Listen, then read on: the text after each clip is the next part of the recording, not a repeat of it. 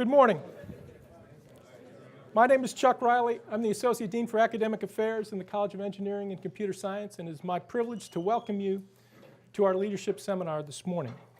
Our speaker is Beverly J. Seay. She's the Senior Vice President and General Manager of the Analysis, Simulations, Systems, Engineering, and Training, or ASSET Business Unit with Science Applications International Corporation.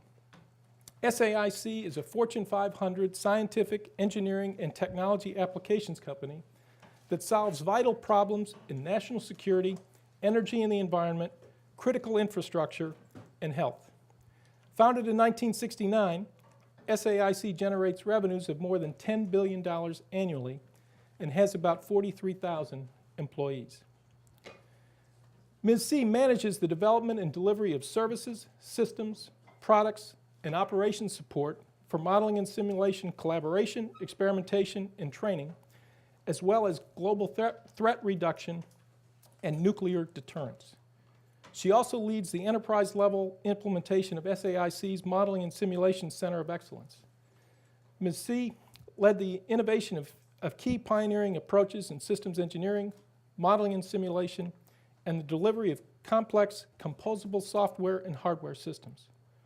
Under her leadership, ASSET was awarded the 2010 National Training and Simulation Association's Modeling and Simulation Award for exceptional performance in training. Ms. Seay established SAIC's Mentoring Connection and the Strategic Training for Employee Progress, or STEP leadership program, and launched SAIC's Women's Network to support professional development and diversity within SAIC. She is a strong advocate for computing and engineering education for women and minorities. Ms. Seay now holds positions on a number of boards, including the U.S. Strategic Command Strategic Advisory Group, UCF's College of Engineering and Computer Science Dean's Advisory Board, the Georgia Tech College of Computing Advisory Board, the Peter Kiewit Institute Advisory Board at the University of Nebraska, and the Association of the U.S. Army Board of Governors Sunshine Chapter, and the Florida First Executive Advisory Board, among others. Ms. Seay received a BS in Mathematics and an MS in Computers, Information, and Control Engineering from the University of Michigan. Please join me in welcoming Ms. Beverly Seay. Thank you, Chuck. It's really a pleasure to be invited to speak to you today. I thought I'd talk to you about my career, my story in entrepreneurism. In particular, I like to talk about innovation and boundary spanning. These are two concepts very close to my heart, and I'll talk to you in the context of something that I'm just devoted to, and that's entrepreneurism, whether it's business or social entrepreneurism. So how many of you want to be an entrepreneur? Okay. How many of you want to work really hard? Well, I'll tell you what, if you want to be an entrepreneur, you're going to have to work really hard. But if you're passionate and you're dedicated to what you're doing, it actually seems easy. So there are three themes that I want to point out. There are many things that you need to know, and you'll learn them along the way as you're finishing up here and going out in the business world and becoming an entrepreneur. But the three things that really stand out for me is you need to have a strategy. That's your vision, and it's going to guide your decisions and help you communicate your story. You need an adaptable business model. It needs to be expandable, and it needs to be scalable. But most of all, you need an ever-expanding social network that you're going to develop by learning to develop relationships. That's probably the most important thing that I can tell you today about being an entrepreneur or being in the business world. So, when I started out, about where you are now, it was the mid-1970s. It was an interesting time for women in business. I finished my master's at the University of Michigan, where there were only a couple of women in the engineering program. Okay? I will tell you that I started out going after my master's because I'd finished up with math and had gone into computer science. But I really thought I wanted to be a computer scientist. And I, in fact, knew that's what I wanted to do. But I also learned back in that day, it wasn't just about the woman issue, but if you wanted the engineers to respect you and talk to you and feel you're credible in software, you needed an engineering degree. So that's why the computer engineering, okay? Fortunately, I think computer science is really ruling these days. Both my daughters are computer science grads, and I think the world is really migrating towards a really good balance in the software and the hardware and the integration of the two. So back then, I spent about 13 years as a software engineer in a variety of companies, mainly building products. And then because of all the people that I come to know and my relationships, I was introduced to a company called Science Applications International Corporation. Now, I thought I was joining some little small company, and not long after I joined, they flew me out to San Diego, and I went, wow, this was a phenomenal company that just an unbelievable individual named Dr. Bob Beister built. And his whole philosophy was that if you took really smart people and you turned them loose and let them be entrepreneurs, they could really build a business. So I always thought I wanted to run my own business, so I figured, you know, I'll do this for a while and then see how things come out. But the way Dr. Beister set up SAIC is that he created an environment where you didn't have to worry about all the day-to-day business things. I mean, you had to know about them, you had to learn them, you had to understand the metrics. But what he really wanted you to focus on was that customer, what that customer needed, and how you were going to give that customer something that was different than all the competitors. So here we are. I started out and was hired into the company to lead their role on a DARPA program. DARPA is the Defense Research Organization, called STARS, Software Technology for Adaptable Reliable Systems. And SAIC's role was to focus on reuse. Back in that day, we didn't have apps. We didn't have these cool platforms like iPads and the mobile things that anybody can be an entrepreneur overnight by taking this platform and building something cool and unique and going out and selling it. In fact, software was in such a state that everyone was spending different amounts of money, whether it was government or industry or whatever, all building the same thing. No one was talking to each other. There was no catalog like you have in hardware. You couldn't go buy a part or pick a part. And you had egos that said, oh, I can't use that. If I didn't write it, you know, I'll have to rewrite the whole thing. So this was what was going on over and over again. And our whole idea was to get a little more discipline into the system, be able to build products that could be adaptable, scalable, and so forth. So that was it. And during that time and working with all these different researchers, we often heard the lament that you can never get things out of the lab and into the field, okay? So hold that thought for a minute, because that's going to become very important as I talk to you about how we advance. So back to SAIC and this phenomenal entrepreneurial company. I think I joined, there were about 7,000 employees, and what did we say, 44-something thousand today. So the idea was that you would be unburdened by these day-to-day things. So when you start a company, you have to worry about things like payroll and payroll taxes, and you need lawyers, you need accountants, you need all of these different support people, and you need good ones who know what they're doing. So SAIC provided all of that, okay? Not long after I joined, they asked me to move to Orlando and build a business for them in modeling and simulation. We'd had some offices here doing some CETA type work in logistics, but we hadn't really established ourselves in modeling and simulation. So I thought, wow, this is interesting. Now you mean I was an engineer, remember back all those jobs I had before? I was in the design side. I never saw a customer. That was the business development and the application engineer's job. I never saw a customer. I managed some people, but I didn't have to worry about whether or not they had a job. I just had to worry about, are they doing the work they're supposed to be doing?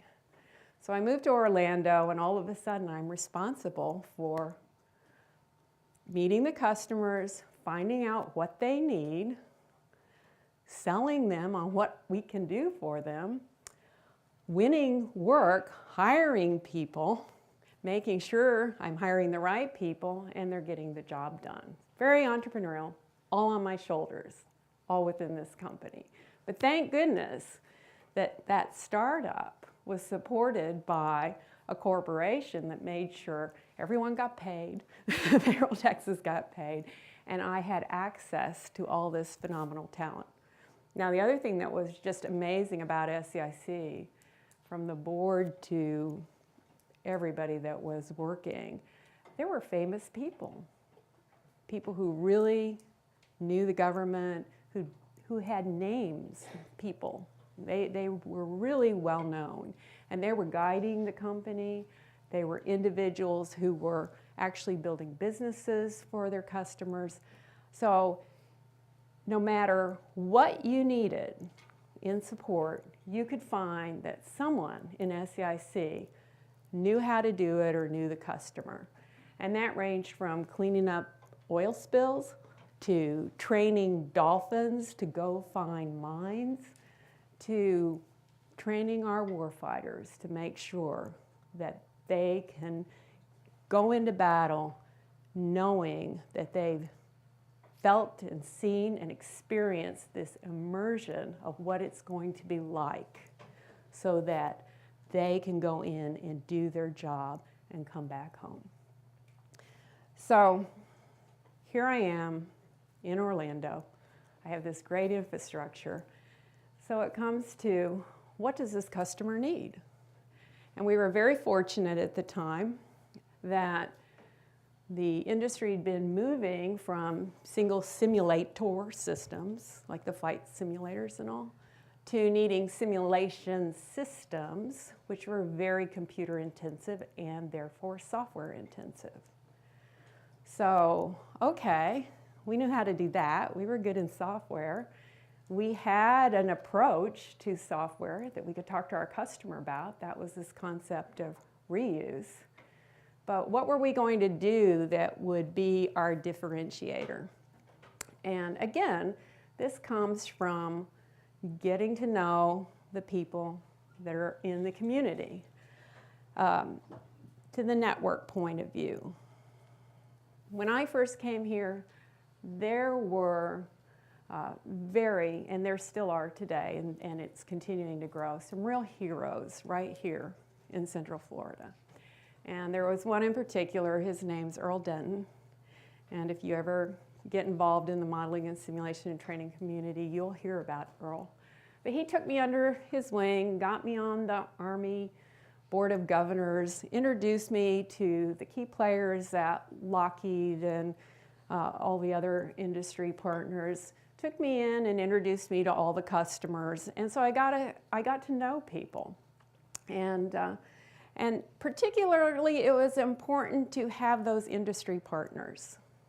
So when the question was, what did we, SAIC, have to offer these industry partners that were going after these large programs? So we were too small. We could do research-like work, but my decision was, if we continue to do research-like work like the rest of the company was doing at the time, how are we ever going to solve that out of the lab into the field?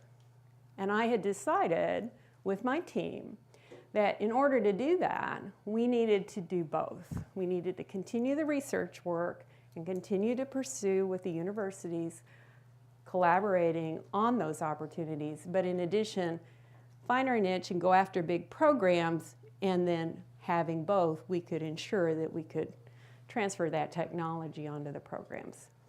So in doing that, working with the large primes, it seemed, in talking to them, that there was a gap in technology for the modeling and simulation systems that were being developed for training. And that was the whole area of computer-generated forces, or what we call semi-automated forces. Just to give you a snapshot what that's all about. You're training, you're on computers, everybody's role-playing, playing their role of what they're supposed to be doing in this exercise as if it's the real world, and you have operators changing the game, changing what's happening, so that you as a trainee can experience different opportunities to be shot at, or to shoot someone, or to logistically move supplies around and things like that. Okay, so what semi-automated forces or computer-generated forces do, they define the tactics of the battle, the scenario that you're going through, and they say, okay, this entity, whether it's a platoon or a tank or a cow, what does that entity do under these circumstances? Okay, so that's all described. It's all called doctrine and tactics, and it's how we fight, okay? And then that's simply talking about military training, but you can take that concept of modeling and simulation and take it into the business world, into the energy world and health, and do the same things. How do you operate under different circumstances? So you see the beauty of modeling and simulation, right? You're reducing the risk because without spending any money, reducing the cost, and quickly running through examples, saving time, you can determine many courses of outcomes, which will then help you guide your decisions. Okay, so back to semi-automated forces. And what did we find out about that? Well, it was all software oriented. It was all about behaviors. It sounded a little bit like artificial intelligence. So we said, hey, we can do this. So we stepped in and took our smart software technology people that had been working on the reuse concept.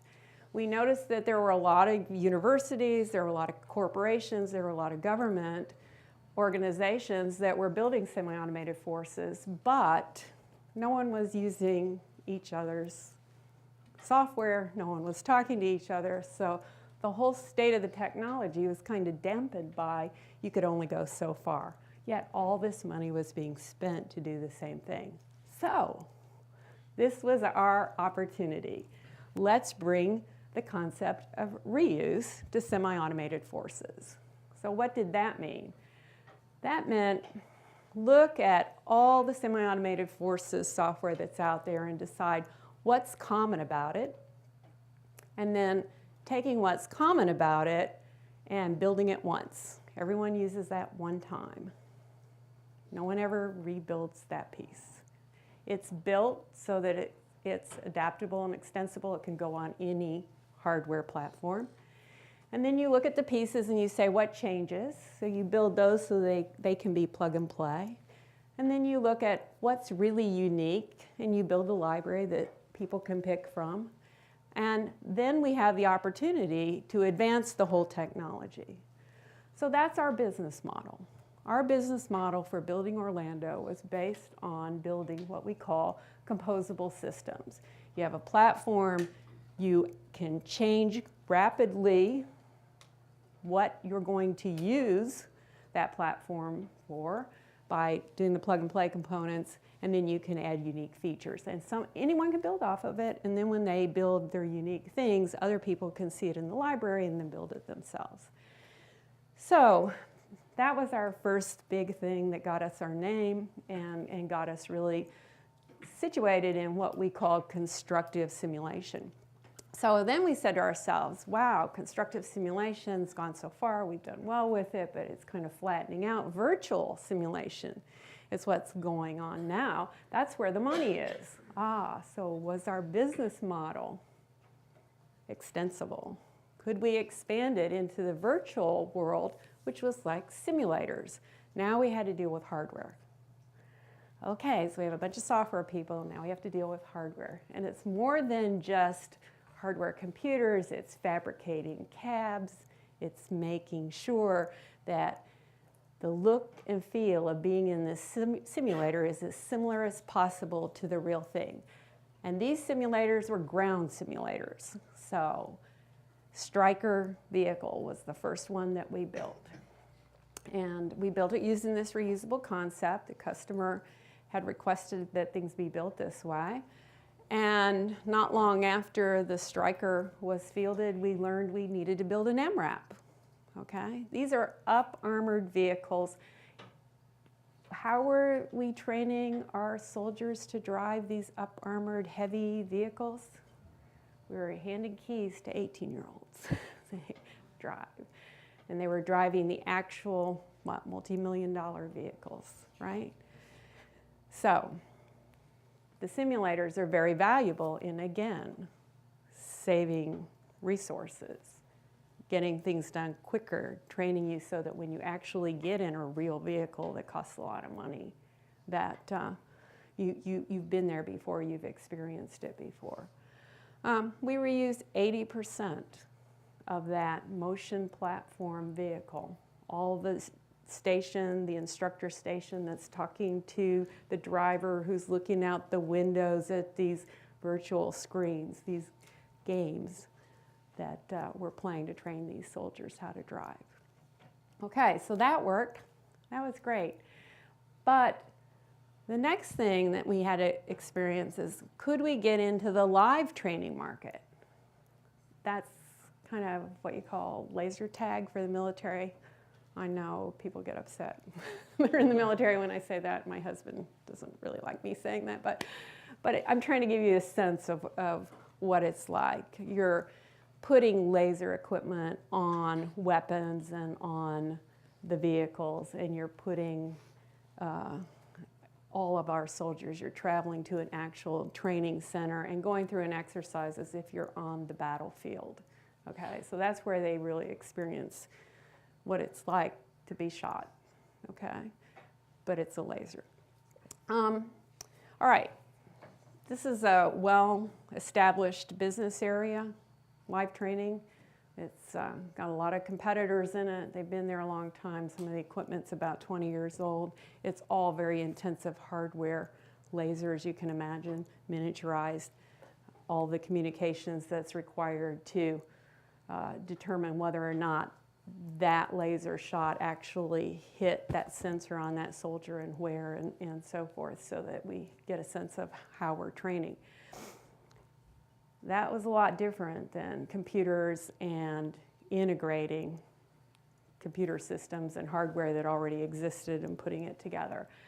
Well, I didn't feel that we could just do that from scratch or on our own like we had the other two areas. So we decided to go out and acquire a company, a small company that was left, and get this equipment.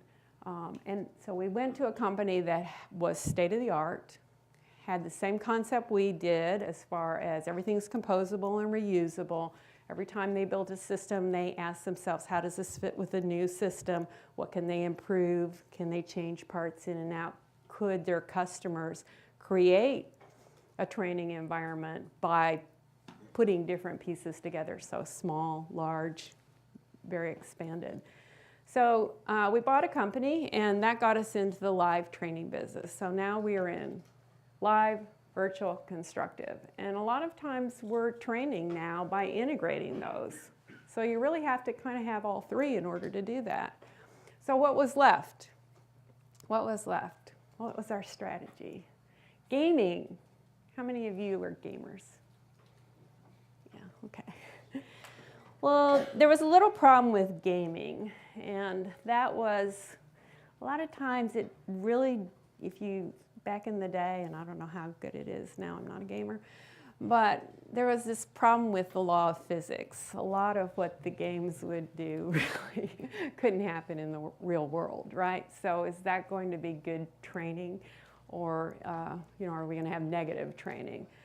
And it's a very competitive industry, as you all probably know. A lot of gaming companies have come and gone, and they're a little more focused maybe on Hollywood and the game market than they are for training our warfighters.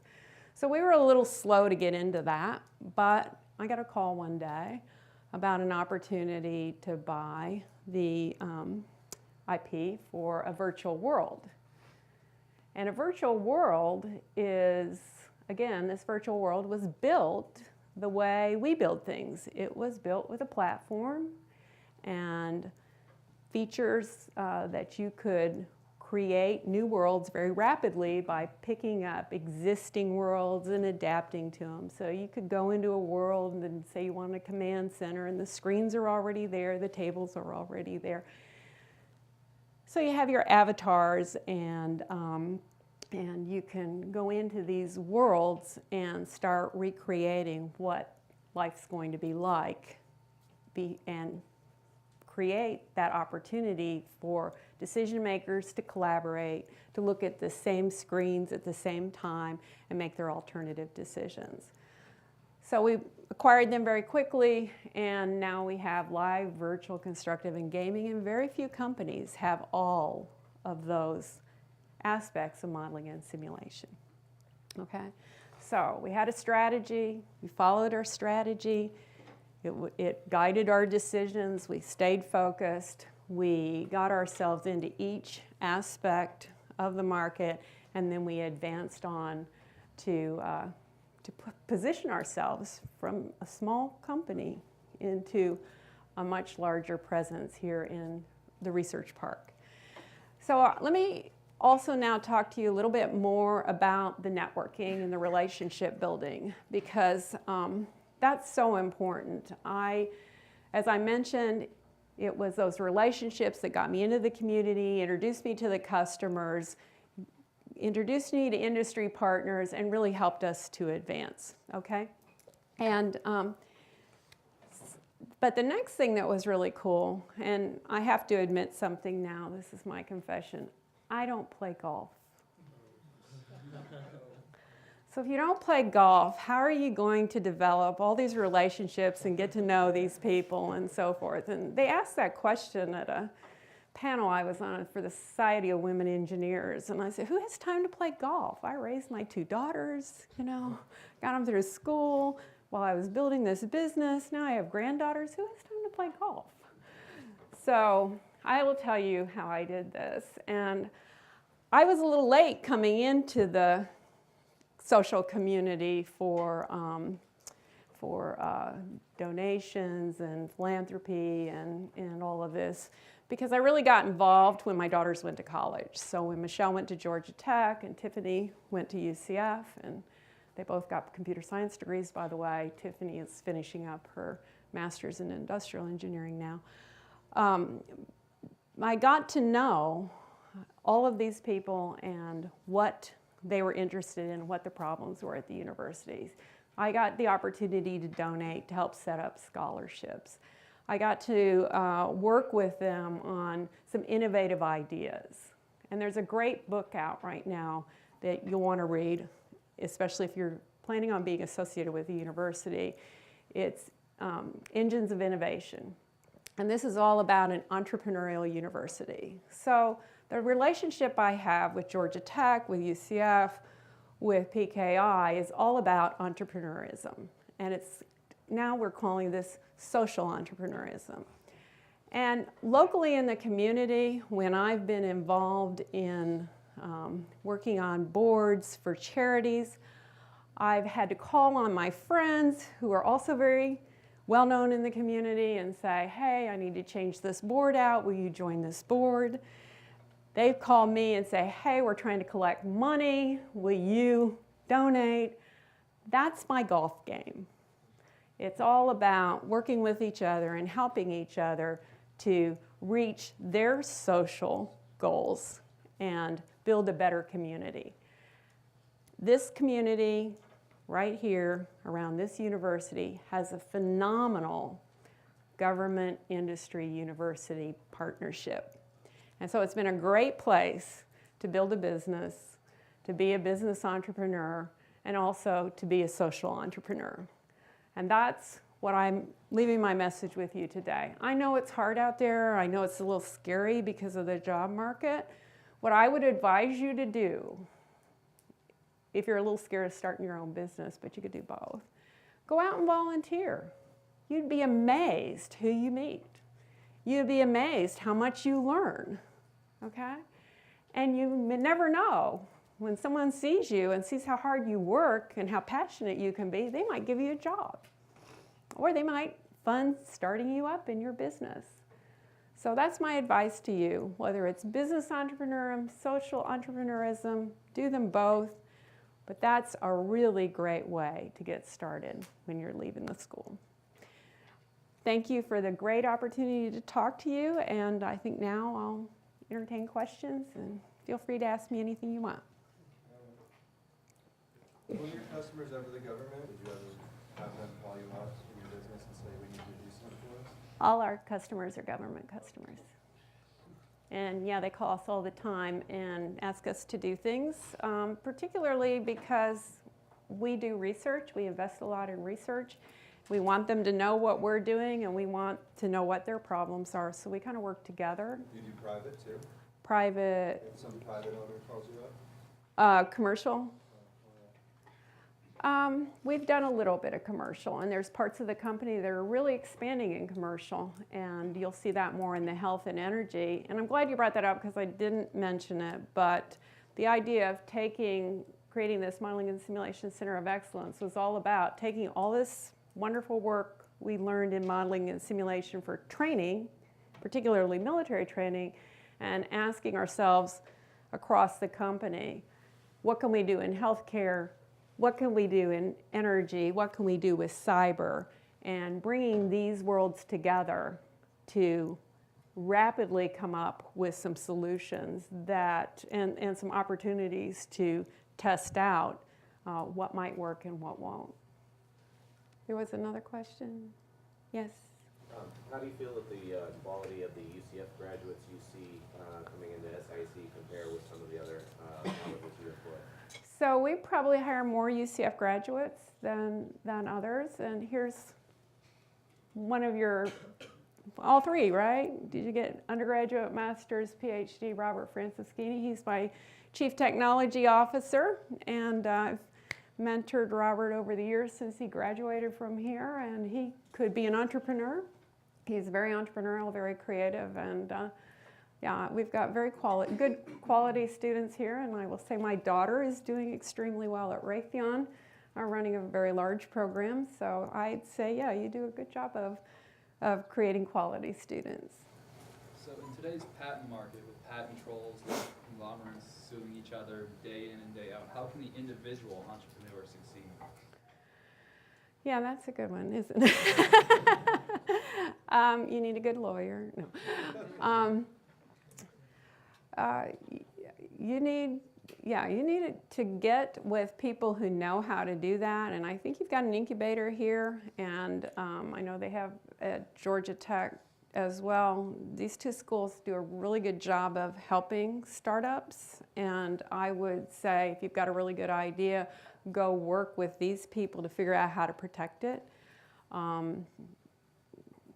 Don't think you're going to avoid being sued. I mean, these things happen, and but the most important thing is to make sure you're protected, and there's all sorts of rules and laws for that. So I would say don't try and do it on your own. Get with the experts. Did you guys ever work on integrating commercial military software and military software, such as like talk about the Battlefield series, the Call of Duty series, and the gaming versus what the military uses? Did you look at that, like integrating the actual the actual game? The actual. Don't really do that. I couldn't say that. They're building the games for training right now, and I'm not sure that they actually integrate the commercial products. They might get some of their ideas from there too. I mean, the military is very much looking at the whole gaming world because that's the generation that's coming in. That's how they want to be trained and that's how they want to learn. So there's definitely applicability, and there are many programs out there to get this started. But you'd have to ask the guys that work for me whether they are actually playing Call of Duty or not. I think we got it at our house. Yes.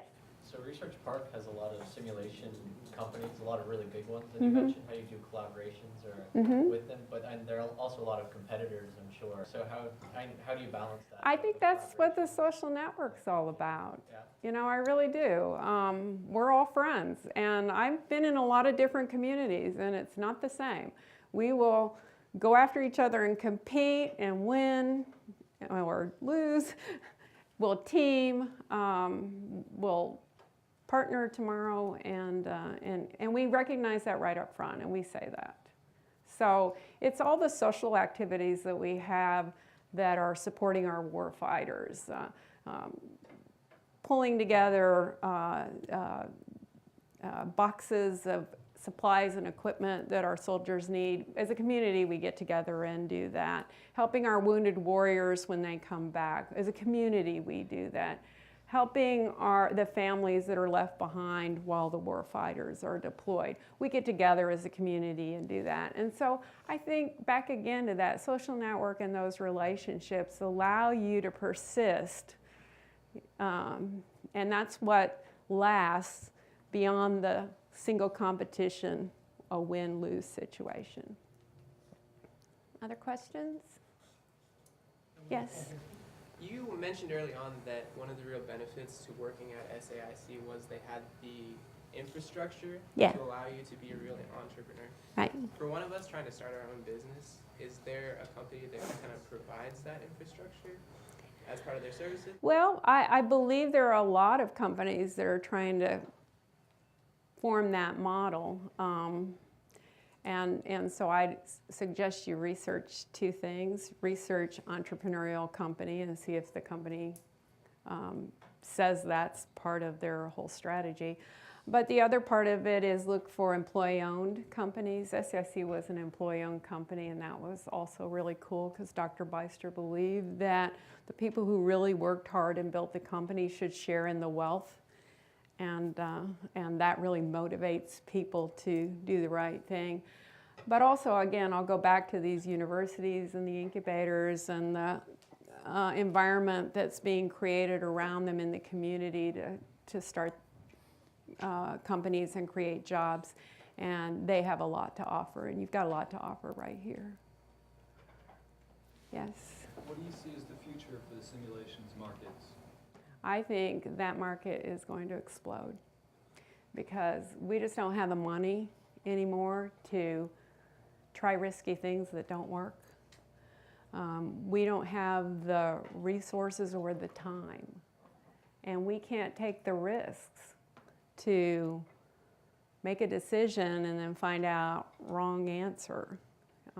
So simulation allows us to create these alternative solutions that allow us to look at second, third order effects of our decisions and do that in a quick, low cost, and low risk way. So I really believe in modeling and simulation, which is why I was really excited about taking modeling and simulation, that all we developed here and going into our other vertical markets and getting us positioned quickly where other companies were well established by having a differentiator where we could say, see, this is what we can do for you, and using simulation to demonstrate the possibilities.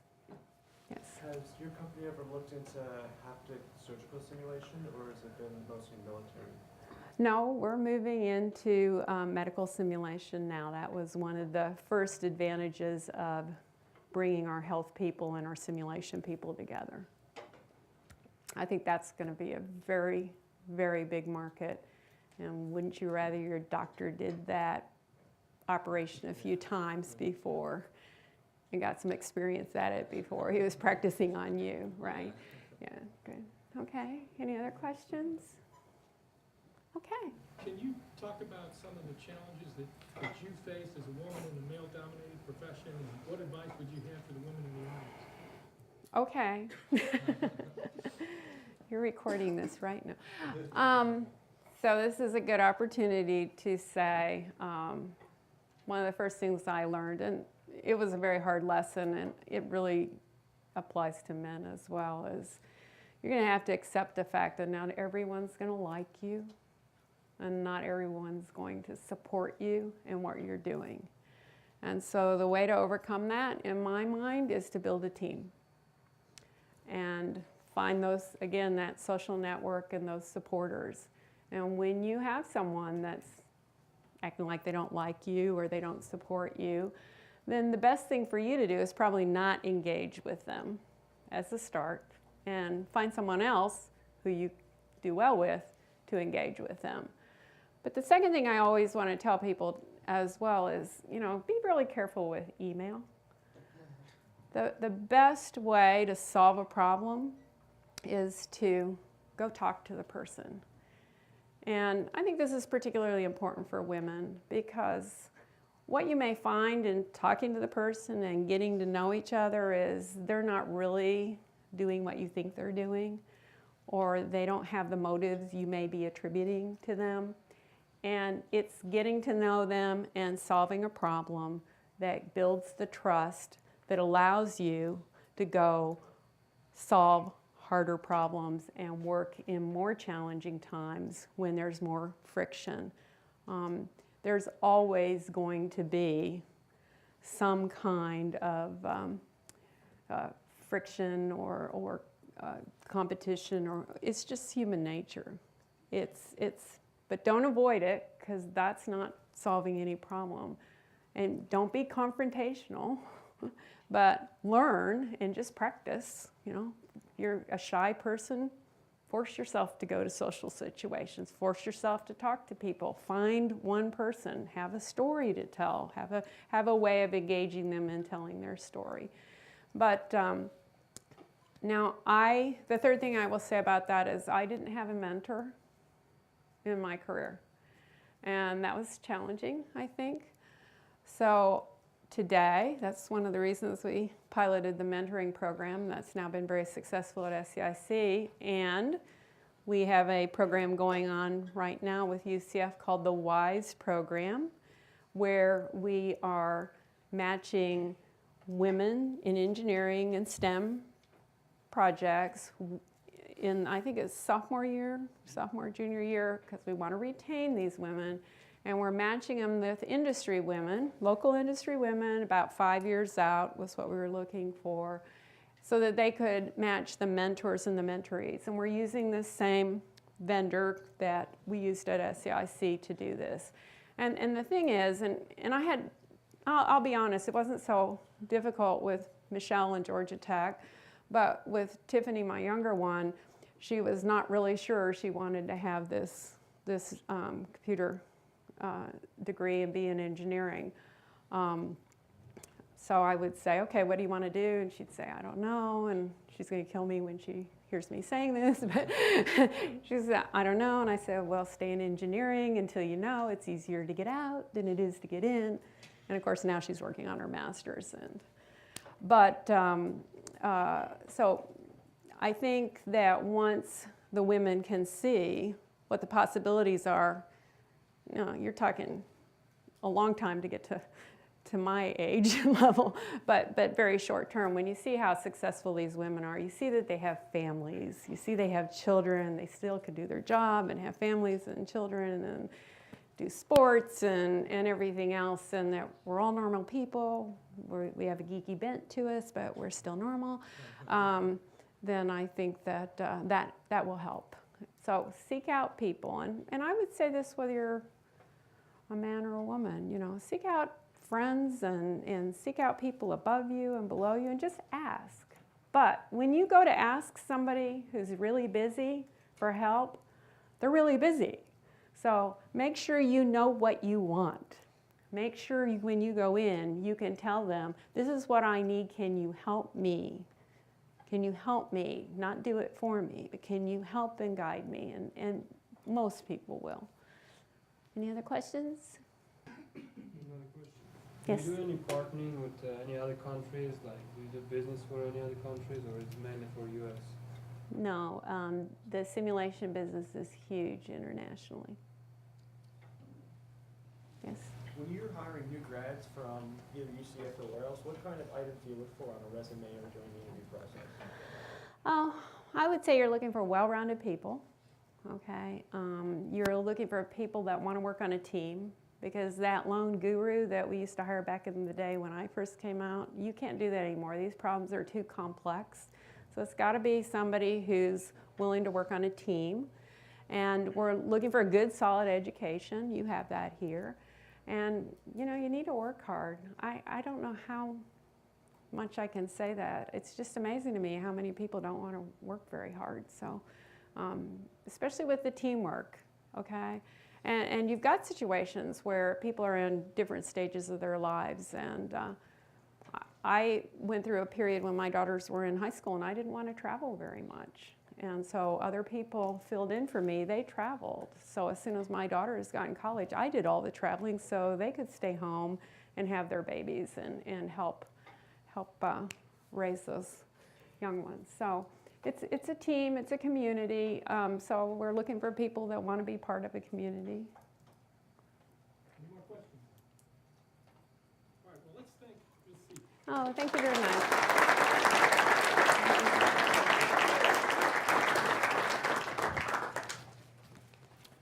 We are very grateful that you were here today and shared with us your personal experiences.